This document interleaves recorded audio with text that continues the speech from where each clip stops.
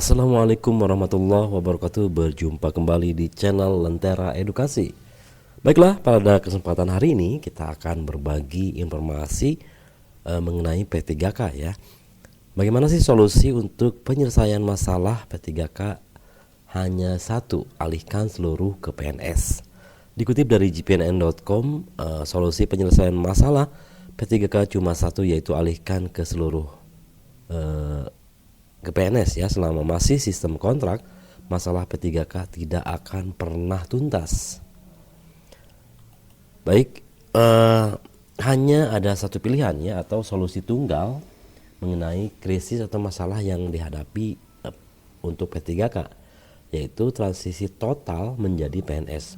Mengapa? Pengalihan status adalah satu-satunya jalan untuk menyelamatkan postur anggaran daerah dan masa depan pendidikan nasional. Karena seperti yang kita ketahui bahwa P3K itu masih menjadi beban daerah ya, beban anggaran daerah. Nah, berdasarkan tinjauan strategis dari Pak Eko Wibowo, Ketua ASN P3K Guru tahun 2022 Provinsi Riau. Nah, ringkasan eksekutifnya seperti ini Bapak Ibu ya. Yang pertama, masalah dari P3K itu adalah sistem kontrak, kemudian tidak pernah tuntas, menyita keuangan daerah dan menciptakan ketidakpastiannya dalam jangka panjang. Kemudian untuk solusinya adalah, solusi satu-satunya adalah alihkan seluruh ASN P3K termasuk P3K paruh waktu menjadi pegawai negeri sipil. Kemudian hasil yang diharapkan dan idealnya ya, penyelenggaraan secara menyeluruh beban gaji yang dikembalikan ke pusat ya, memungkinkan daerah akan kembali fokus membangun infrastruktur sekolah. Nah, seperti itu ya Bapak Ibu ya. Kemudian ini, mengapa sih pendekatan saat ini gagal?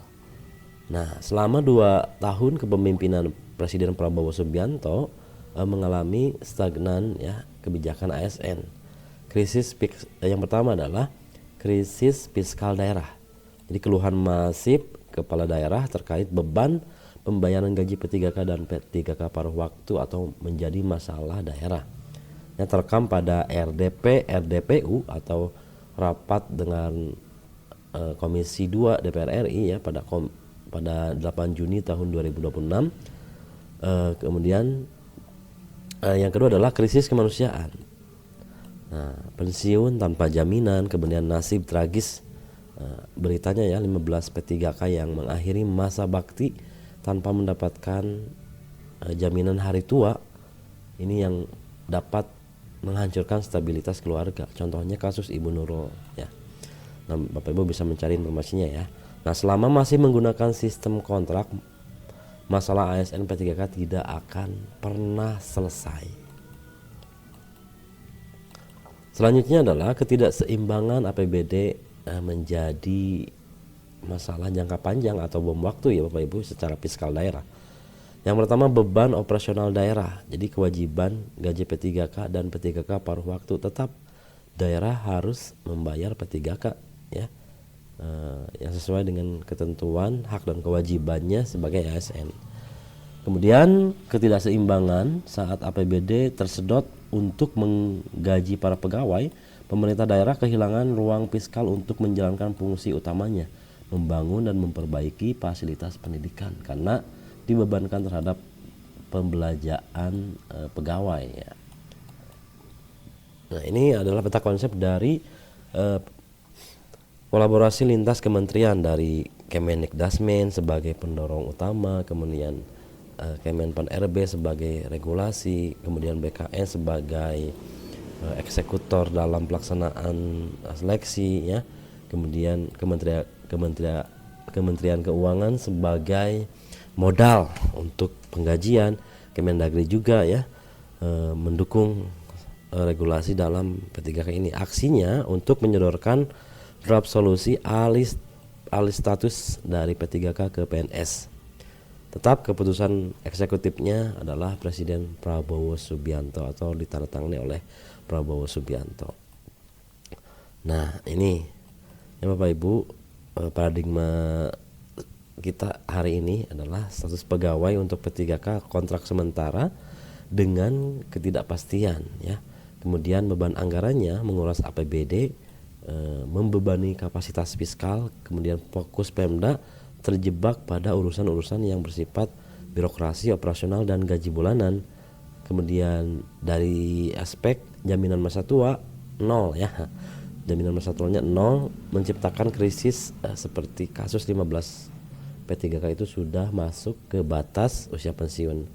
Sedangkan dari transisi PNS itu pegawai tetap dengan stabilitas karir jangka panjang, ditanggung oleh APBN, diambil oleh pemerintah pusat ya. Fokus murni pada investasi dan pembangunan sarana sekolah ya. Kemudian untuk jaminan masa tuanya, hak pensiun terjamin penuh secara institusional ya, seperti itu Bapak Ibu. Selanjutnya dalam jangka panjang menjinakkan bom waktu birokrasi. Nah, jadi bagi pemerintah pusat mengambil alih tanggung jawab digaji oleh APBN itu memastikan kendali penuh atas distribusi dan kesejahteraan guru secara nasional, upaya untuk mensejahterakan guru ya Bapak Ibu. Apabila terus-terusan dikontrakkan maka proses seleksinya kan terus ya Bapak Ibu dilakukan, perpanjangan kontrak gitu. Kalau ada apa-apa misalnya mengeluarkan banyak biaya lah ya kalau harus terus seleksi. Nah, bagi pemerintah daerah merdeka dari tekanan fiskal yang melumpuhkan APBD atau mengembalikan APBD murni untuk investasi infrastruktur pendidikan.